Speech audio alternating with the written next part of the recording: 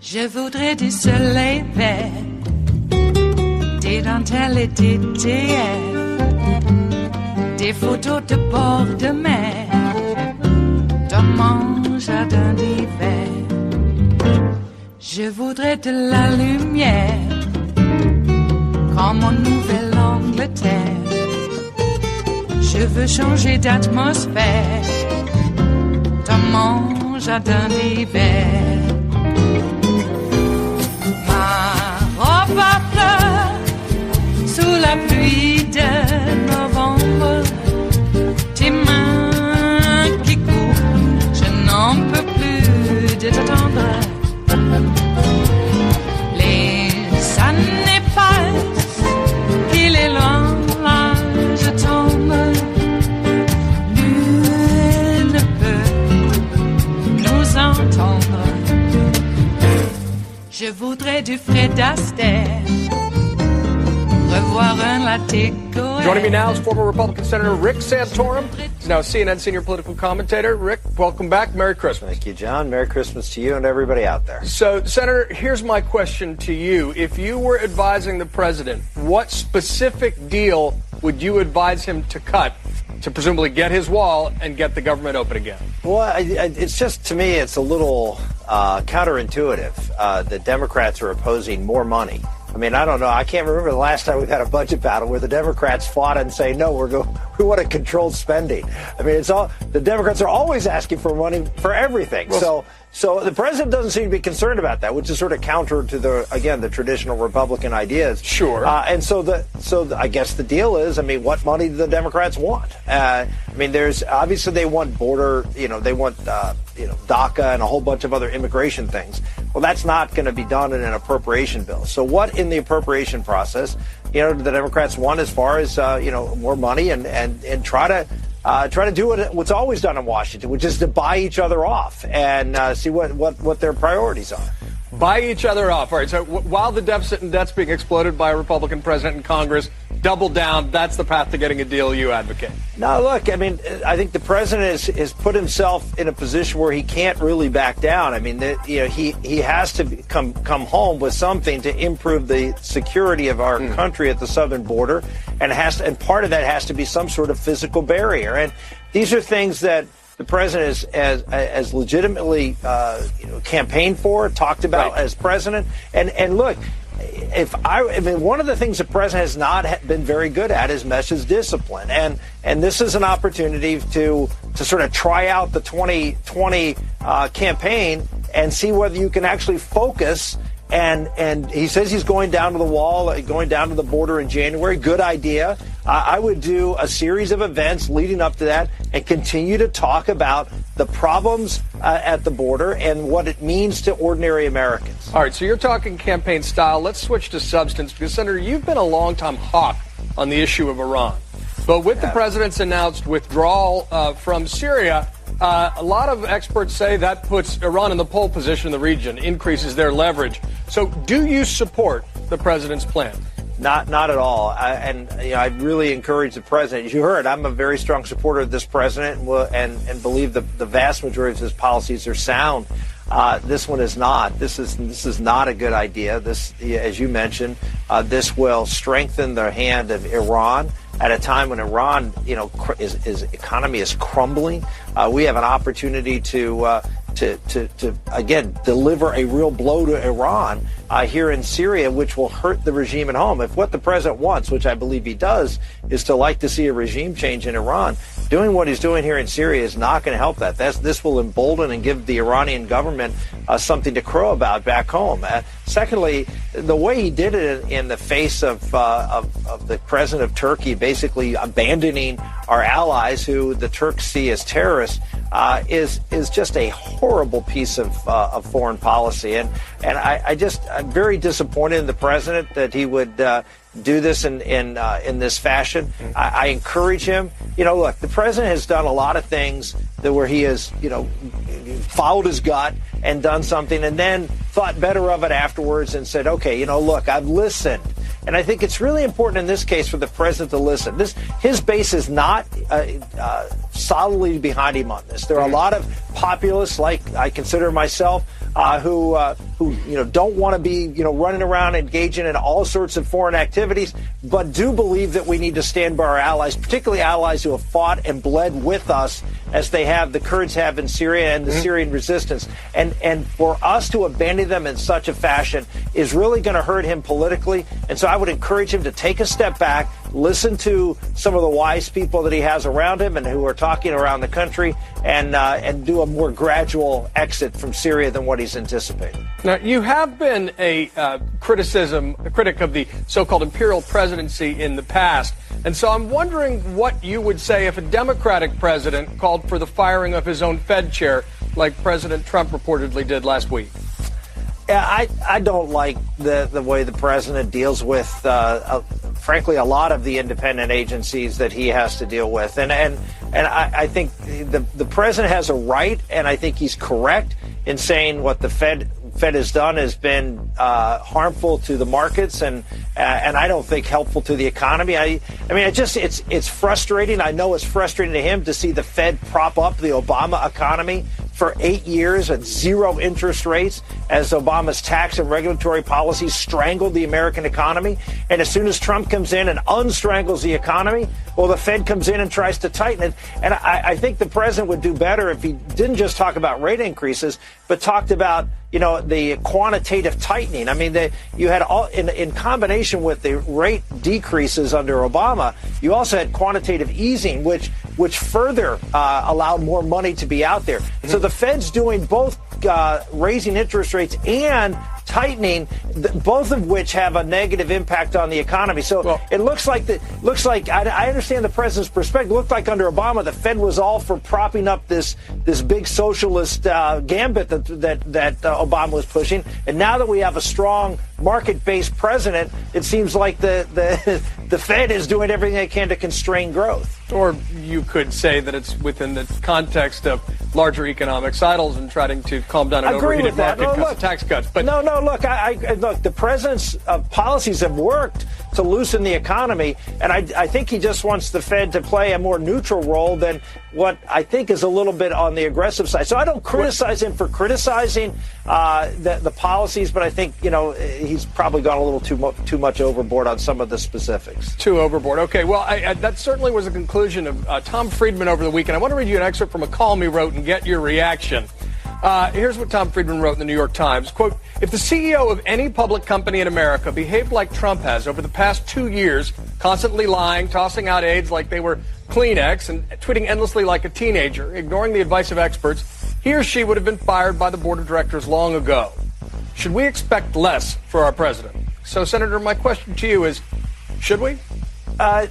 We elected this man knowing full well what we were getting. I mean, this is what everybody seems to ignore. I understand Tom Friedman didn't vote for Donald Trump. I did. And when I voted for Donald Trump, I knew I was getting someone who was going to be a disruptive figure, not just in doing some of the things that I really strongly support, but be a disruptive figure from his own management style or the way he deals with the press and the like. We all knew that, and it was a gambit we were willing to take. We thought Washington was so dysfunctional in its response to the American public. It's now dysfunctional in a different way, but at least what we're seeing is policies, and this is why conservatives stand behind the president. Well, we're seeing policies that are actually making America work better. Well, presumably when you made that calculation, you didn't know he'd paid off accusers, for example, and could anticipate the number of aides going to jail. But that rate does raise this specific question.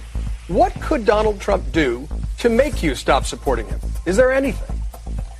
Well, you gave an example. I mean, his policy decision in Syria. Look, conservatives support the president because of the policies that he's enacted, because of the appointments that he's made, and in both in the judiciary and the executive branch that have executed policy that have made this country stronger, both internationally and here at home.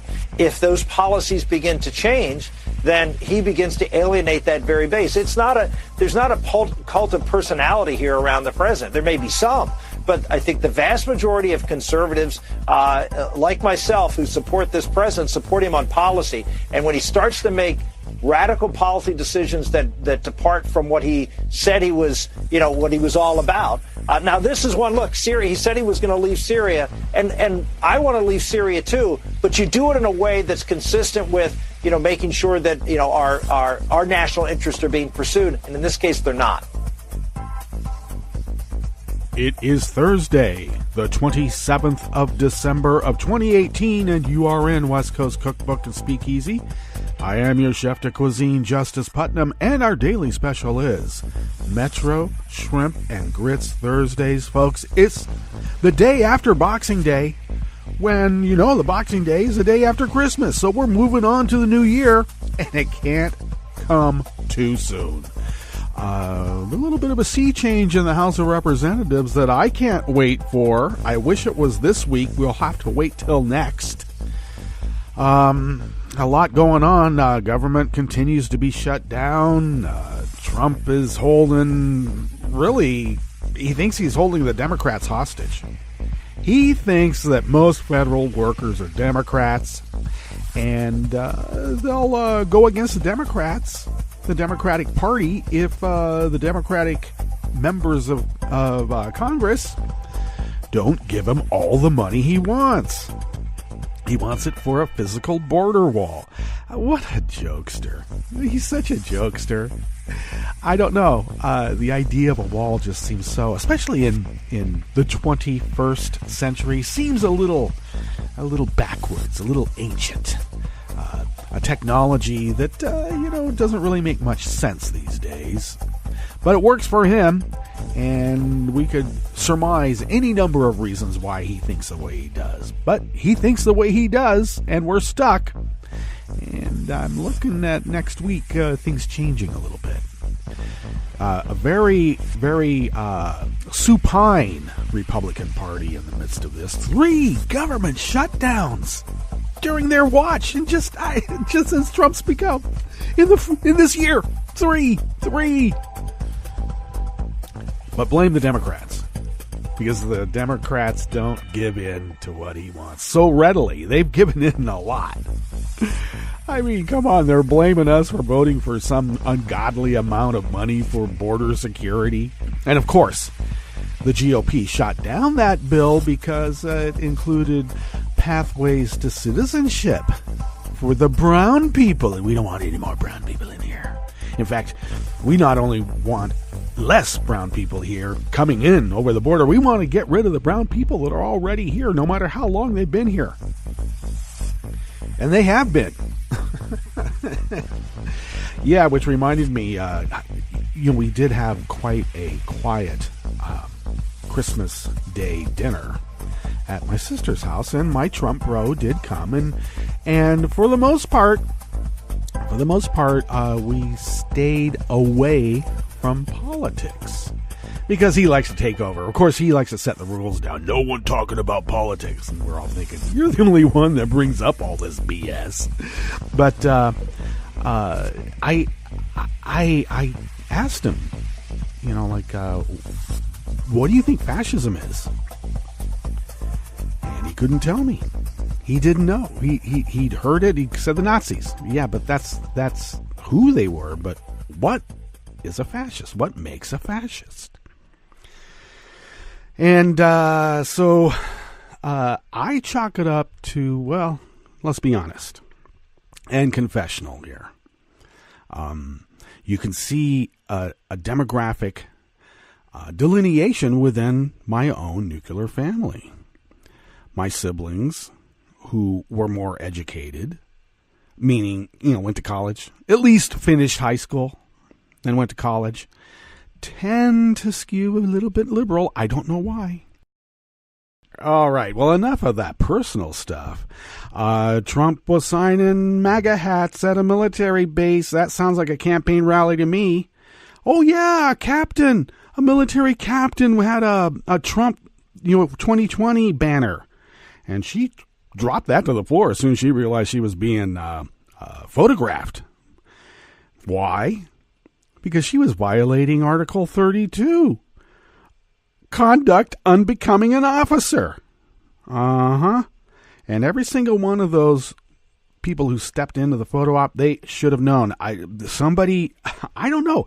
There are DOD guidelines.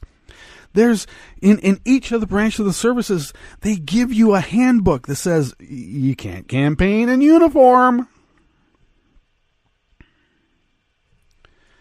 So not only that, but then Trump divulges the secret identities of SEAL Team 5 and their location. I figured that the reason he did that on Twitter is that it was way faster than getting all the way back to the Oval Office and meeting Lavrov there to give him the information. Just put it on social media. Lavrov will pick it up within seconds.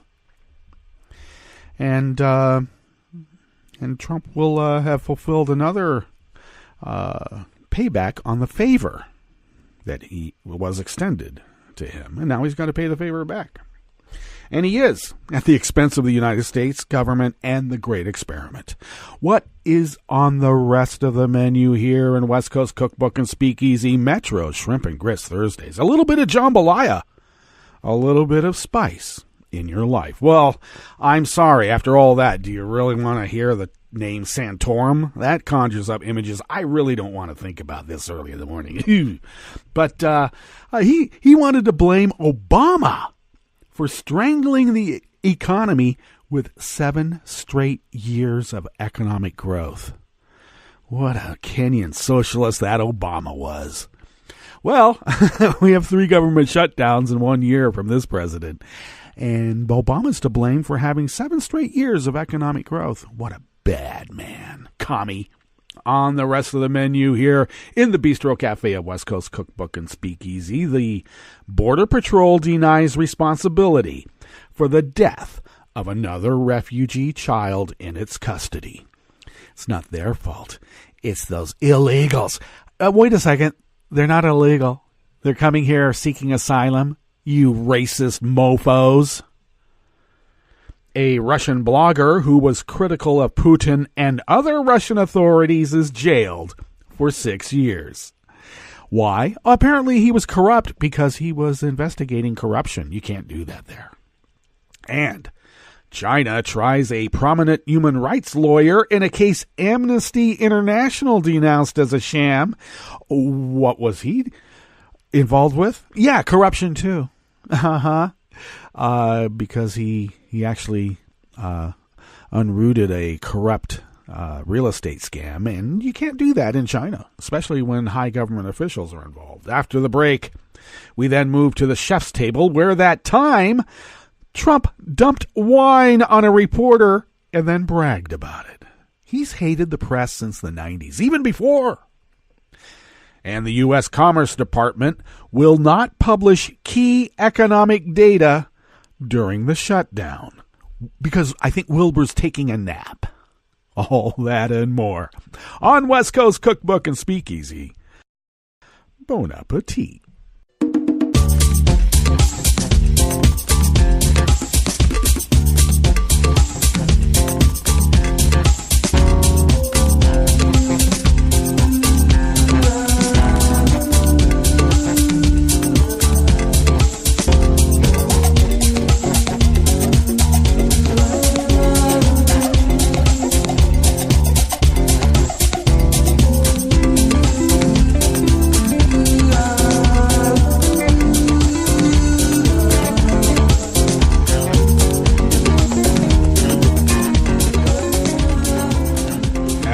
Bottom of our homepage at netrootsradio.com, you will notice the chat room link to the rightish of the page, monitored by Kelly Lincoln.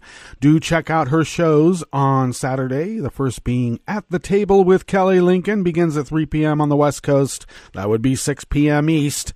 And later on, in the night, she teams up with Ricky May for the Round Table Roundhouse Power Hour, beginning at 9 p.m. West Coast, midnight on the East, and it is a power hour indeed. Take a gander to the left edge of the page from the chat room link at the bottom of our homepage at netrootsradio.com. The contribute button is there. Do please become a recurring Patreon of Netroots Radio. Our bills have gone up. 2019 looks like it's going to be a lot more expensive, and hopefully they don't start throttling. And we may have to pay to keep that from happening. But your generosity keeps Resistance Radio resisting, as the founders originally intended. Indeed. Follow Netroots Radio on Twitter at Netroots Radio. Tom takes care of that. Thank you, Tom. Follow me on Twitter at Justice Putnam. I post the show notes and links diary on Daily Kos about 10 minutes before showtime. And check that out. Very integral part of the whole show. Follow the show on Twitter at Cookbook West and pick up podcasts by way of Spreaker, Stitcher, TuneIn, iTunes, YouTube, iHeart, and wherever fine podcasts can be found. All right, this first article here in the Bistro Cafe of West Coast Cookbook and Speakeasy comes by way of Think Progress by Joshua Eaton. A day after an 8-year-old Felipe Gomez Alonso died in U.S. Customs and Border Protection custody, the agency cast blame on Congress, federal courts, drug cartels, and human rights advocates. Of course, immigrant and human rights advocates are to blame. These Nazis. But congressional Democrats have vowed to investigate the agency itself when they take control of the House in January. After the new Democratic majority begins, the House will hold hearings on this young boy's death and the death of 7-year-old Jacqueline Kale earlier this month, as well as the conditions under which thousands of children are being held, Representative Steny Hoyer said yesterday. Hoyer's pledge to investigate came the day Custom Border Protection held a call to brief reporters on Alonso's death that cast blame everywhere but on the agency itself. We have called repeatedly and incessantly and often for Congress and the courts to take action. We are doing all that we can to handle this flood as humanely as possible. That was an agency official told reporters yesterday. I like how they qualify it. As humanely as possible. We have no humanity within us, so we've given it all that we have, which is nothing. That official then went on to blame cartels and advocacy groups for encouraging illegal entry across the country's southwest border and claim migrant shelters in Mexico are causing some of these illnesses. No. Spending weeks out in the cold at ports of entry where they're supposed to be processed and were being processed quite efficiently until Trump took over and decided to make it cruel. People have to suffer. They have to pay. In an interview with CBS News on Wednesday morning, CBP Commissioner Kevin McLennan indicated that the problem could be much bigger than just the 2 children who recently died in the agency's custody. You mean you have more? We're doing dozens of hospital trips every day, every single day with children that have fevers or manifest other medical conditions. Well, how about turning the heat up in the baby gulag ice boxes that you put them in? How about having a little bit of help processing these people instead of making them sit for weeks and then trek inland to another port of entry somewhere? And let me also mention this population of caravan people, refugees, they've all been immunized. Why? How? Because of, national health care. If they didn't get it in Honduras or Venezuela, they got it in Mexico.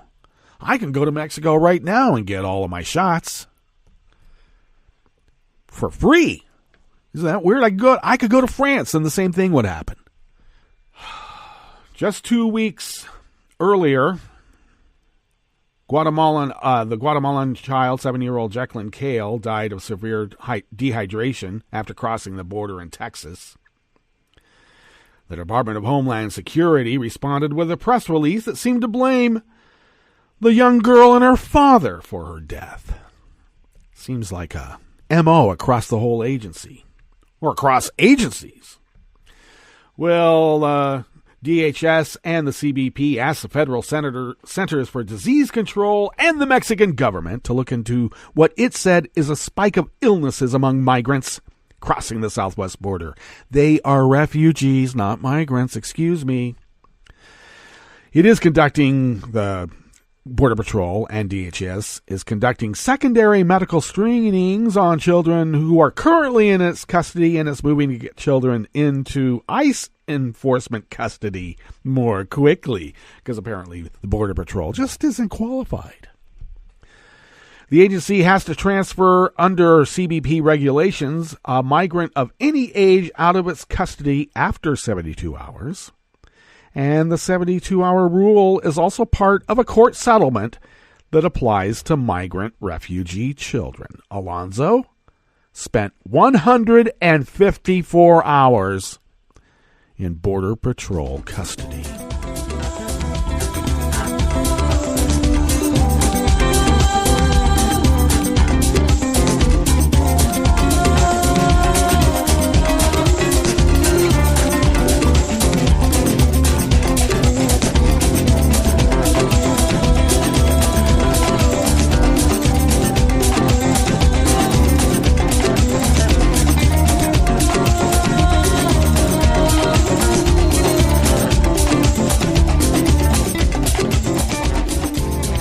Gabriella Tirole-Farber of Reuters brings us this next offering here in the Bistro Cafe of West Coast Cookbook and Speakeasy. Dateline, Moscow. A Russian blogger critical of the authorities was sentenced to 6 years in prison yesterday in an extortion case critics say is politically motivated. Alexander Volov, whose blog had been critical of the authorities in the southern Russian city of Sochi, was charged earlier this year with extorting money from federal lawmaker Yuri Napso. Volov was accused of extorting 300,000 rubles, which is about $4,300 from Napso, allegedly in exchange for deleting blog posts about a private swimming pool allegedly built by the lawmaker on a municipal beach in the Black Sea resort city. Volov has denied any wrongdoing. Volov's lawyer, Alexander Popov, told Reuters the defense would appeal the verdict, which he said was cruel. We knew we couldn't get an honest and fair verdict, Popov said. There was a very profound political subtext throughout the case. Napso's office and the Sochi court that delivered the verdict could not immediately be reached for comment because he was lounging at his swimming pool at the Black Sea resort. Kremlin critic Alexei Navalny wrote that Volov is being locked up purely because of politics and that his sentence looked harsh. 6 years. That's what you get for murder.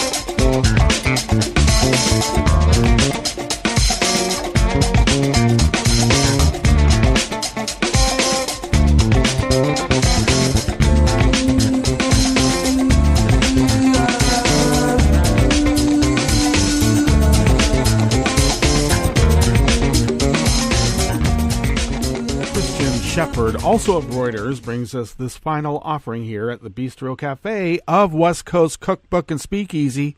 Metro Shrimp and Grits Thursdays, a little bit of jambalaya, a little bit of spice in your life. The subversion trial of a prominent Chinese human rights lawyer in what Amnesty International called a sham hearing ended yesterday without a verdict being announced. Wang Guangzhang, who took on sensitive cases such as complaints of police torture and defended followers of the banned Falun Gong spiritual movement, went missing in August of 2015 during a sweeping crackdown on rights activists. Most cases from that summer, known as the 709 cases, for the first day of detentions on July 9th of 2015, have concluded. Wang, however, was incommunicado for more than 1,000 days, and his case has drawn international attention, including from bar associations. Investigators said he had for a long time been influenced by infiltrating anti-China forces. Wow. And had been trained by overseas groups and accepted their funding. In Geneva, the UN Human Rights Office called on the Chinese authorities to abide by China's human rights obligations and ensure his due process rights are respected. These are serious human rights concerns about the way Guangzhang's case has been handled so far, including the closed-door proceedings on Wednesday, which Amnesty International, or the UN Human Rights Council understands, marked the first time he has seen a judge since he was detained more than 3 years ago, and that was Ravina Shamdasani, the spokeswoman of the UN Human Rights Council. Police turned non-Chinese journalists and Western diplomats away from the heavily guarded court in the northern port of Tianjin and denied entry to Wang's supporters and family. The court had decided, in accordance with the law, to hold a closed trial, as the case involved state secrets, adding in a statement that the verdict would be released at a later date, and it gave no details. You know, our own Supreme Court, for the first time in our history, is deciding a case that has been sealed in secret from the public for the first time, all the way through. And we'll find out next week whether they'll actually look at the case or not. All right, let's go ahead and get to our break here. And when we come back, we will go through weather from around the world and finish up the stories that we've curated for you today. You are listening to West Coast Cookbook and Speakeasy, and we will be right back. You are listening to netrootsradio.com. Please hang up and try again.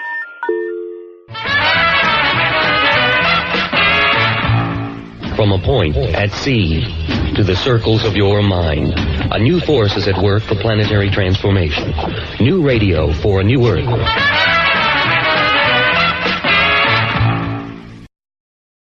This is Take Two Movie Review. I'm Mike Friend. This week, making Spider-Man fresh. The more successful a franchise, the higher the risk of oversaturation. With 6 movies, countless cross-franchise appearances just since 2000, plus the prior comic history, the arachnid-infused Marvel hero has been in need of something different. With Spider-Man Into the Spider-Verse, we get it. First, it's an animated picture from a screenplay by producers Phil Lord and Christopher Miller, who gave us the Lego Movie, and it's animation that allows the story to move in ways which would have been a struggle for any kind of live action, and imparts a comic book look and style not seen before and not attempted since the Sin City movies. The story brings together the newest Spider-Man, Miles Morales, voiced by Shameik Moore, in an effort to save the world from familiar nemesis Kingpin, Liev Schreiber. Kingpin, displayed as a magnificent, dark, block-like presence, has lost his family, and in hopes of retrieving it, has begun tampering with a time machine which opens multiple dimensions. Before being killed by Kingpin, original Spider-Man Peter Parker gives Miles a flash drive to shut the machine down, which could, if used again, destroy the city. The drive gets damaged, but Miles allies himself with the Spider-Men and women from other dimensions to save the day. Those included out-of-shape 40-something Peter Parker, voiced by Jake Johnson, a 30s film noir version, the voice of Nicolas Cage, and Penny Parker, a Japanese student with a pet robot done by Kimiko Glenn. There's even a porcine Spider-Ham, replicas of which are already in toy shops.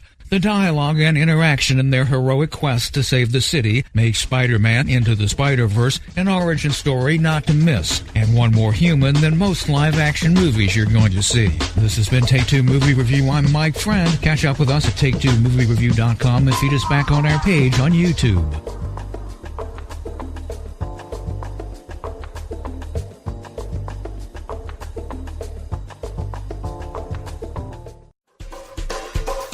This is Scientific American's 60-Second Science. I'm Karen Hopkin. You're at a party, and you suddenly feel someone looking at you. But how can it be possible to feel another person's gaze? I mean, it's not like people shoot actual beams out of their eyes. Yet, a new study suggests that unconsciously, we actually do believe that looking exerts a slight force on the things being looked at. That eye-opening finding appears in the Proceedings of the National Academy of Sciences. Vision depends on light entering the eye, a form of ocular intromission, if you will. But kids, even those in college, often express a belief in extramission, the idea that the eyes emit a form of invisible energy. To probe this perception, researchers at Princeton asked volunteers to look at a computer screen and gauge the angle at which a cardboard tube, shown being slowly tilted on its side, would finally topple over. Now, in some of the tests, they included an image of a young man watching the tube as it tilted toward him. What the researchers found is that when there was someone staring at the tube, subjects thought that the tube could tilt a little further before it toppled toward the fellow looking at it. Which means that, unconsciously, the volunteers must have imagined that the guy's gaze exerted a slight force on the tube, keeping it from falling. But this force was not strong. When the researchers replaced the cardboard tube with a brick, the subjects felt that the Jedi eye beams wouldn't support the added weight. They said the brick would fall at the same angle, whether or not someone was watching it. Interestingly, when the participants were explicitly asked about eyeball extramission, only 5% of them fessed up to believing in some sort of force being exerted by the eyes. But deep down, it looks like many of us put stock in the awesome power of the stare down. Just don't depend on it if something weighty is about to fall your way. Thanks for listening. For Scientific American's 60-Second Science, I'm Karen Hopkin. Sweetie, want some fruit? You have to use the right tool for the job. A power drill is the wrong tool to slice fruit. Just like an antibiotic is the wrong tool to treat viruses, including colds and flu. Antibiotics are only needed for certain bacterial infections. When they aren't needed, antibiotics won't help you, and the side effects could still hurt you. Ask your healthcare professional when an antibiotic is the right tool and when it's not. Visit cdc.gov/antibiotic-use. This is an important message from the U.S. Department of Health and Human Services. When it snows this winter, make sure you clear more than your driveway. Before you hit the road and before you get in the driver's seat, check to be sure that your vehicle's tailpipe is clear of snow. If the tailpipe is blocked, carbon monoxide, an odorless, colorless, and deadly gas produced by your engine can build up quickly inside your vehicle, poisoning anyone inside. To learn more, call 1-800-CDC-INFO. That's 1-800-232-4636.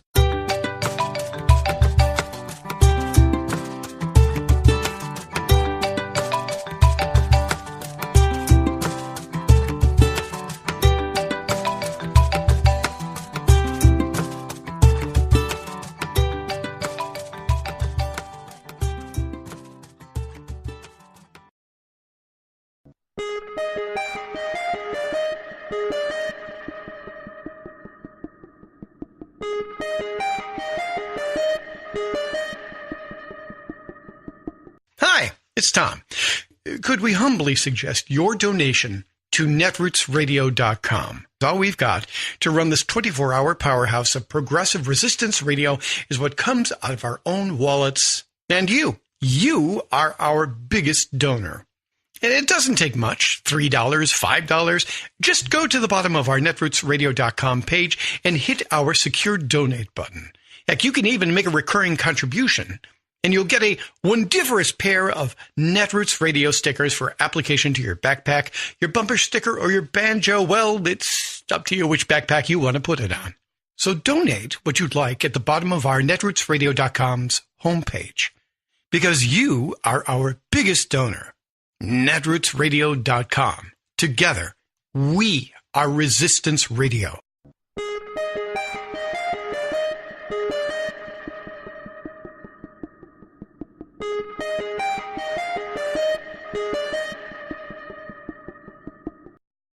In June 2013, when Vincent Gaines received a 5-year sentence for burglary, he weighed 190 pounds.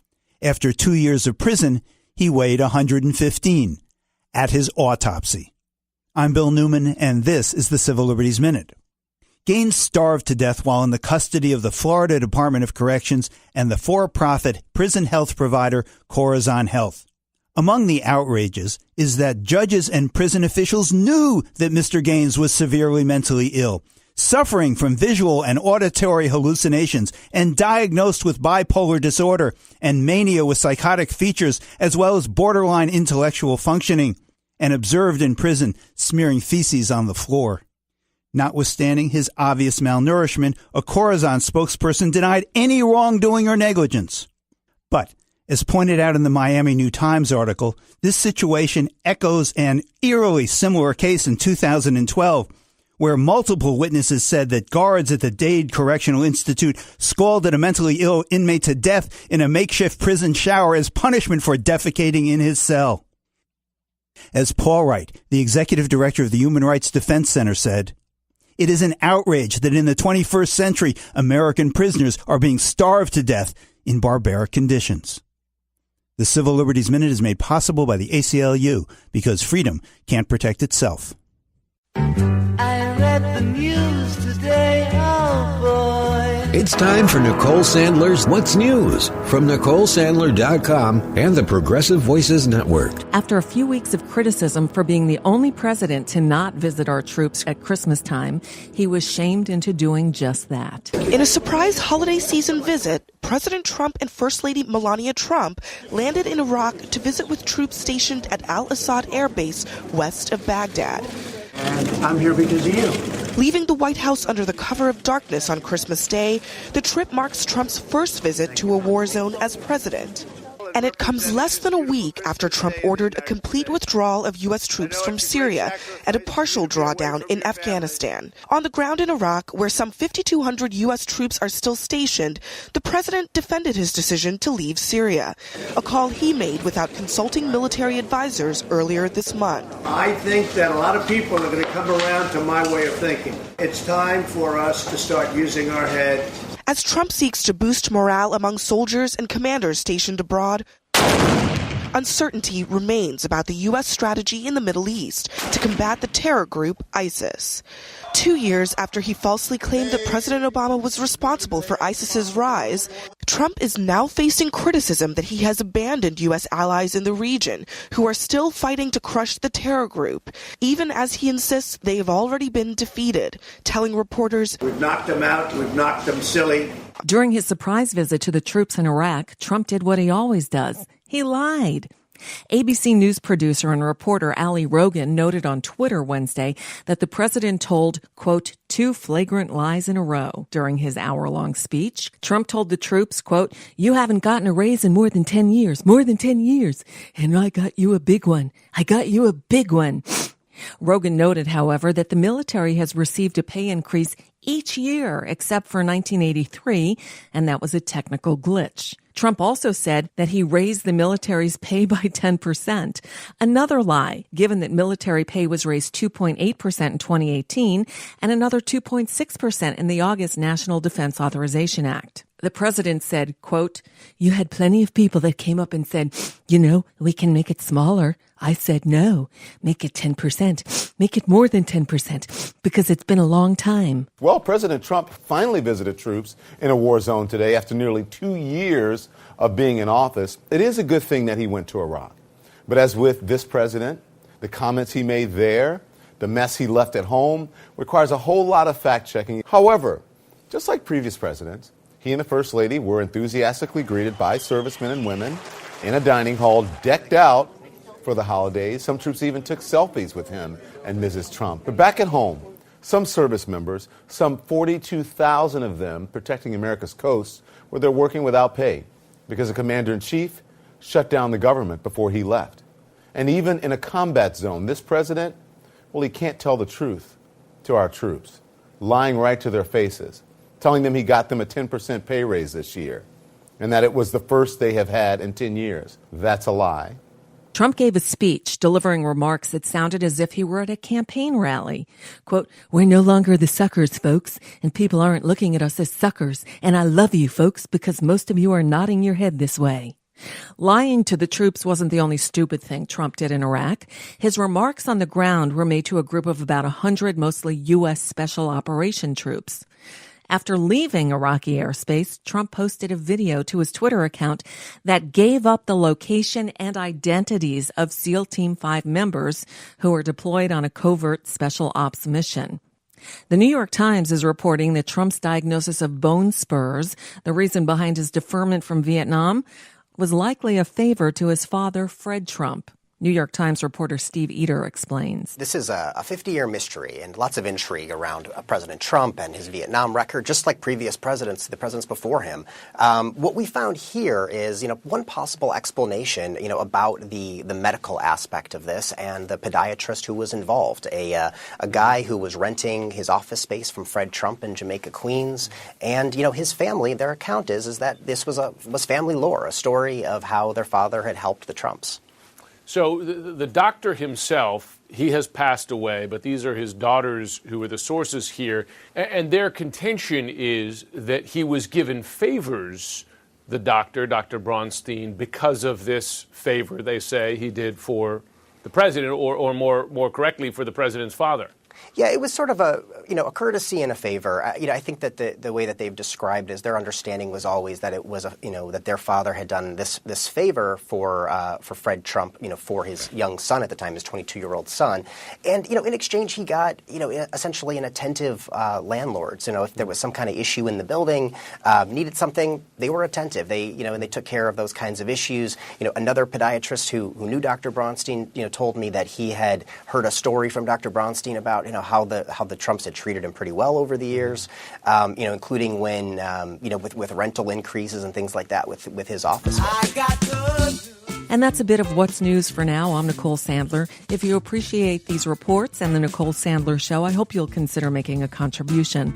My work is 100% listener supported, and I really can't do it without your help. Find out more at NicoleSandler.com/donate. From UN headquarters in New York, I'm Luke Vargas with your World in 2 Minutes. This holiday season, we asked friends of the show to share some positive developments from 2018 that didn't get enough attention. Daphne Eviatar is the Director of Security with Human Rights at Amnesty International USA. Good news is all relative in the human rights and national security world, but one thing that we thought was really hopeful was that the U.S. military this past year acknowledged that it had failed to count a lot of civilian casualties from its own military operations in Syria. In question was a U.S. assault on the Islamic State stronghold of Raqqa in 2016 that destroyed roughly 80% of the city. Through extensive on-the-ground reporting, Amnesty developed a surprisingly clear picture of the civilian death toll in one part of the city. So we were able to document about 100 of them. Can't document all of them, but we documented enough that the U.S. government, which had said before that those were not credible allegations, agreed to reinvestigate. And when they reinvestigated, they said, yes, you're right, those were civilians. Astonishingly, Eviatar says that for all of the U.S. military's overwhelming firepower, the task of monitoring the efficacy of airstrikes and checking for civilian casualties remains exceedingly rudimentary, and often boils down to checking drone footage for signs of life, if that's done at all. They can see a building destroyed. They might even see people are killed, but they can't tell who they were. So that's just inherently not going to identify who was a civilian, who wasn't, and how many civilians they killed. And if they don't know how many civilians they killed, they don't know the impact of these wars that they're conducting. They're conducting 200-300 strikes a week in Syria and Iraq, and it's completely under the radar.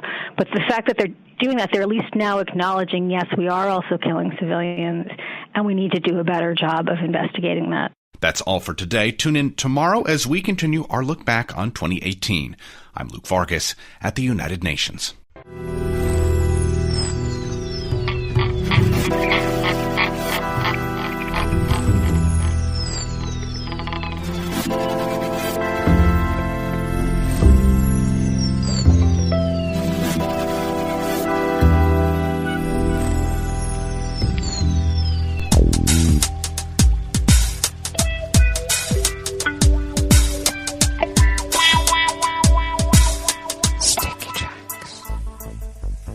Thank you for accompanying us here to the chef's table at West Coast Cookbook and Speakeasy, Metro Shrimp and Grits Thursdays. A little bit of jambalaya. A little bit. of spice in your life. We always begin weather from around the world along the banks of the Rogue River in the Rogue River Valley of southern Oregon on the west coast of the continental United States of America, where it is currently 34 degrees Fahrenheit.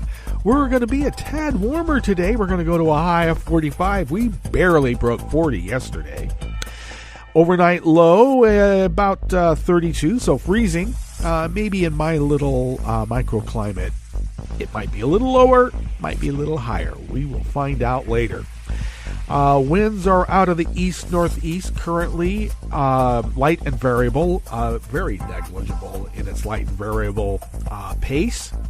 We are under foggy conditions currently. That should burn off in a couple of hours. Winds look like they will continue light and variable out of the east-northeast for the next several days. Had been raining last night, a little bit more than a drizzle. Still drizzling, little bits of water particles are floating about in the air. More than just fog. When I say floating, I mean they're also falling. So not quite a drizzle, but it's wet. And that will continue for the next couple of days. And we don't see any possibility of measurable rain until Sunday, and then showers coming up on Wednesday of next week. So we'll look forward to that. At least I do. Though with those overnight lows hovering around freezing, it might get a little icy too. All right. Pollen is rated as none. The air quality index has dropped a little bit into the good range at 39 parts per million. That's right on the cusp to moderate. And the daytime UV index is rated low at 1. Barometric pressure is holding steady at 30.32 inches. Visibility is down to 1 mile because of that fog. And relative humidity is 89%. Weather from around the world is brought to you by people's personal weather stations that they purchased. These people planted these purchased personal weather stations somewhere on their property, and these people positively live around the world. London is 46 and fair. Paris is 34 with mist. Rome is 55 and sunny. I want to go there. That's a nice winter weather forecast. Kiev is 33 and mostly cloudy. Kabul is 30 degrees with smoke. They're trying to stay warm there. Hong Kong is 63 and cloudy. Tokyo is 43 and partly cloudy. Sydney, Australia is 72 and clear. San Francisco, California is 46 degrees and clear with a small craft advisory in the bay and offshore. So do take care if you're on a small craft. And New York is a crisp 40 degrees Fahrenheit, sunny, also with a small craft advisory on the waterways around New York. So button up, batten down the hatches, stay warm, and stay dry if you're out on the waterways of New York. And that is weather from around the world, brought to you by people's personal weather stations that they purchased. These people planted these purchased personal weather stations somewhere on their property, and these people positively live around the world.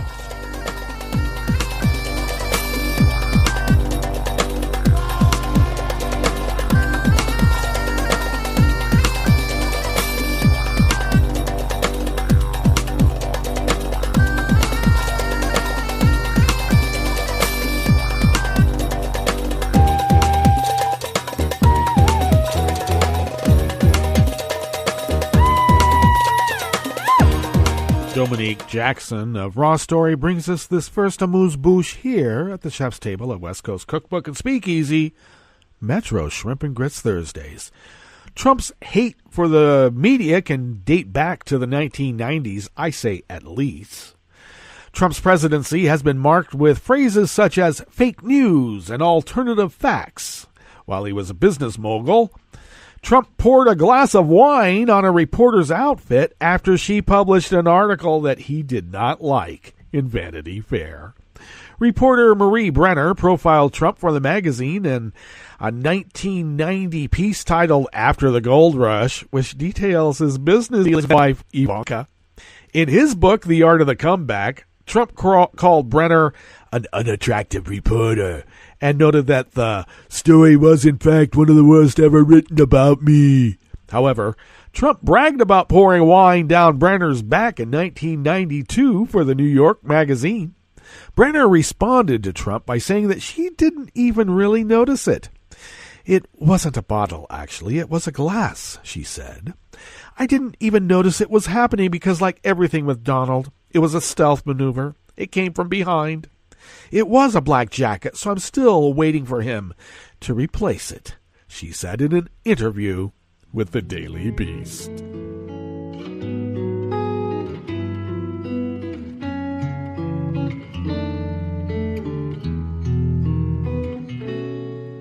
Je te donne ce mon amour pour la vie entière.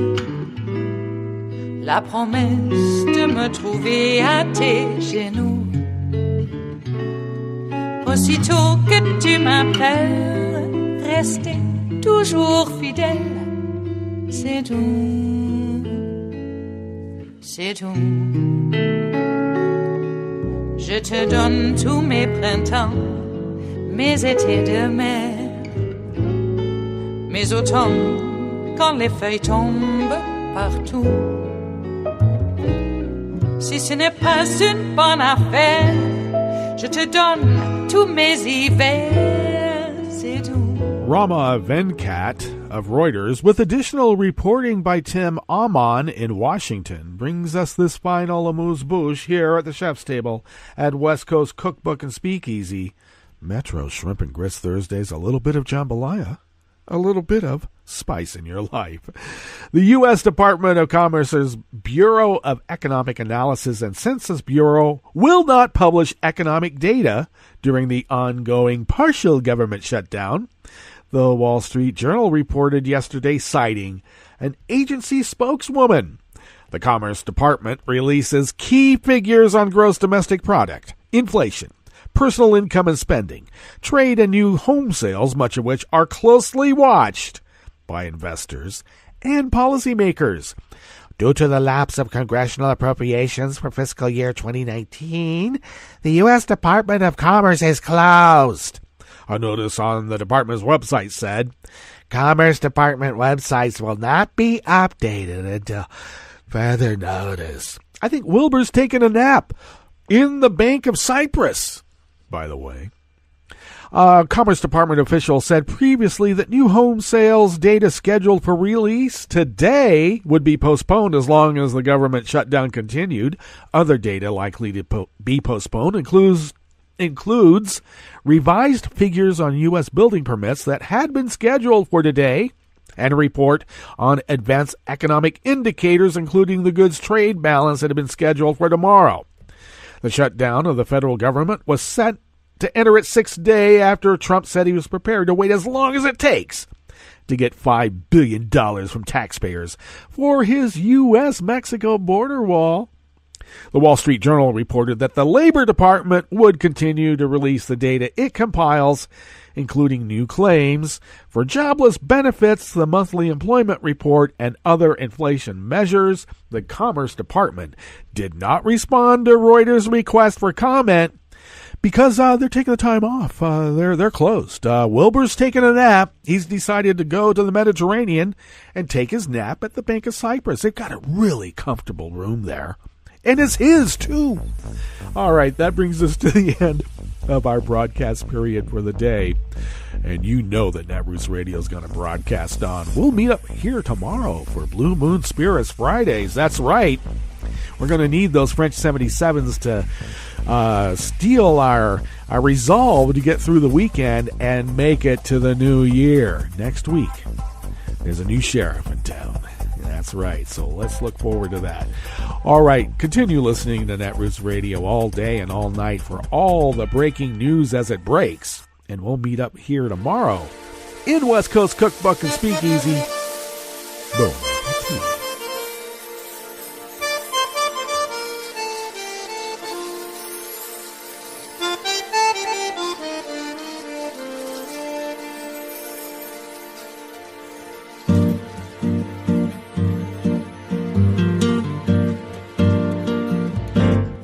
Je voudrais du soleil vert, des dentelles et des théâtres, des photos de bord de mer, dans mon jardin d'hiver.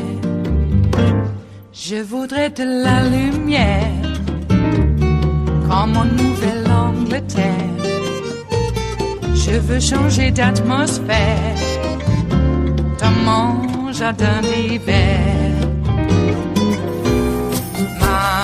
Robe à fleurs, sous la pluie de novembre, tes mains qui courent, je n'en peux plus de t'attendre.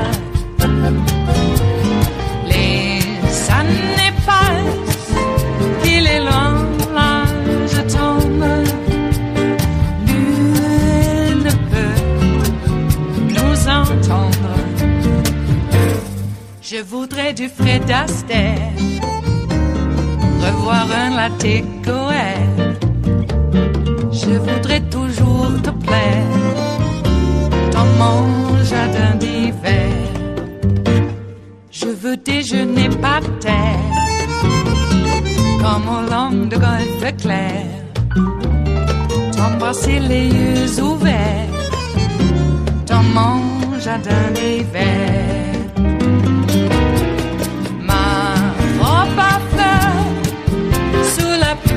De novembre, tes mains qui courent, je n'en peux plus de t'attendre.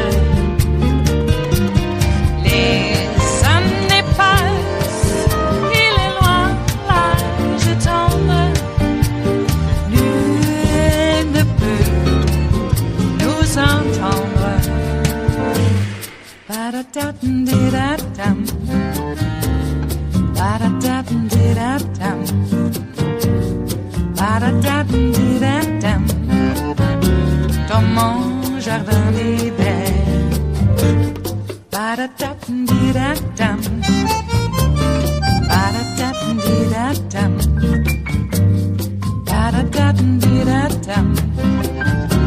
Dans mon jardin d'hiver. Dans mon jardin d'hiver. Dans mon jardin d'hiver.